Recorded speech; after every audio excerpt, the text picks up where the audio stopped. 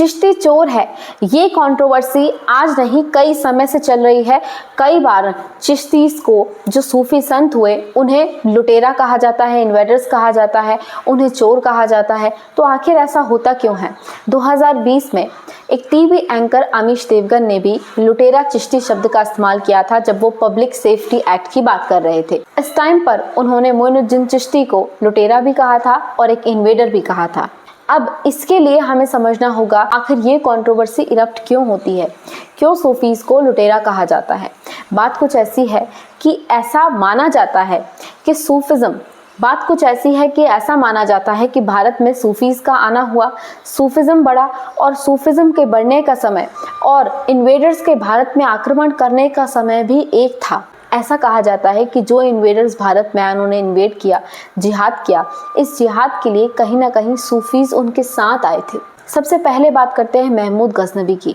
महमूद गजनवी 1024 में लाहौर को इन्वेड किया और इसके बाद में उसने 1025 और 1026 में इन्वेड किया था सोमनाथ को, सोमनाथ टेम्पल को। अब उसके इन्वेजन के ही टाइम पर ऐसा कहा जाता है कि सूफिज्म भारत में आया और सूफी संत प्रीडेट करते हैं उसकी डेट से, मतलब आसपास महमूद गजनवी ने अटैक किया होगा और उसी दौरान सूफी संत भी भारत में एंटर किए। अब कुछ बातें ऐसी आती हैं कि जो रिस्पेक्टेड श्राइन्स हैं इंडिया और पाकिस्तान में, जैसे कि दिल्ली में निज़ामुद्दीन औलिया की श्राइन हो गई, वहीं पर अजमेर में अजमेर शरीफ दरगाह के बारे में सब जानते हैं।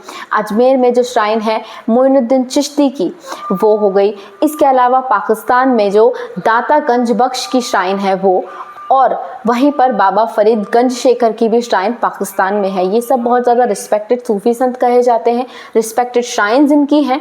और यहीं पर ऐसा कहा जाता है कि ये जितने भी रिस्पेक्टेड सूफी संत हैं, ये सभी इन्वेडर्स के साथ थे। ये सभी भारत को जिन्होंने इन्वेड किया था, जिन मुस्लिम्स ने इन्वेड किया था, उन सभी के साथ में ये सूफी संत थे और इन्होंने उनके साथ में मिलकर कहीं ना कहीं इन्वेजन करवाया था। अब इससे जुड़ी हुई एक बात ये भी आती है, जिस समय पर दिल्ली सल्तनत में मामलुक डायनेस्टी के राजा बलबान का राज हुआ करता था और मुगल्स ने भारत पर कब्जा किया, कंट्रोल किया और भारत को इन्वेड किया, इसी से प्रीडेट कर जो चिश्ती ऑर्डर के फाउंडर हैं बाबा फरीद गंज शेखर, वो आए थे। वो उसी समय पर थे जब दिल्ली सल्तनत का राजा बलबान था। बाबा फरीद गंज शेखर पहले पंजाबी सूफी संत कहे जाते हैं। सिख भी बाबा फरीद को बहुत मानते हैं। अब इसके बाद में ऐसी ही एक कहानी है मोहम्मद गौरी की।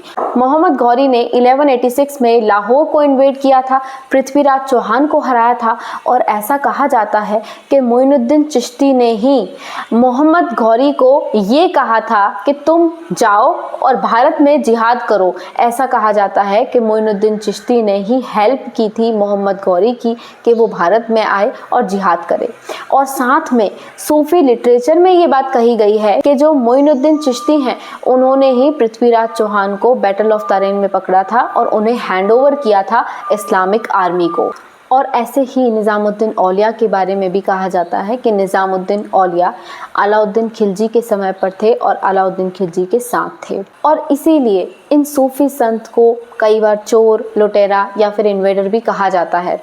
इवन अजमेर शरीफ दरगाह को लेकर भी बहुत बड़ी कंट्रोवर्सी है। ऐसा कहा जाता है कि अजमेर शरीफ दरगाह जो बनी हुई है, जो मोइनुद्दीन चिश्ती के लिए बनाई गई थी, अब ये दरगाह भी भगवान शिव के मंदिर के ऊपर बनाई गई है। भगवान शिव के मंदिर के ऊपर अजमेर शरीफ दरगाह को बनाया गया है और इसीलिए ये इतनी बड़ी कंट्रोवर्सी आज तक चल रही है, आज तक इरप्टेड है।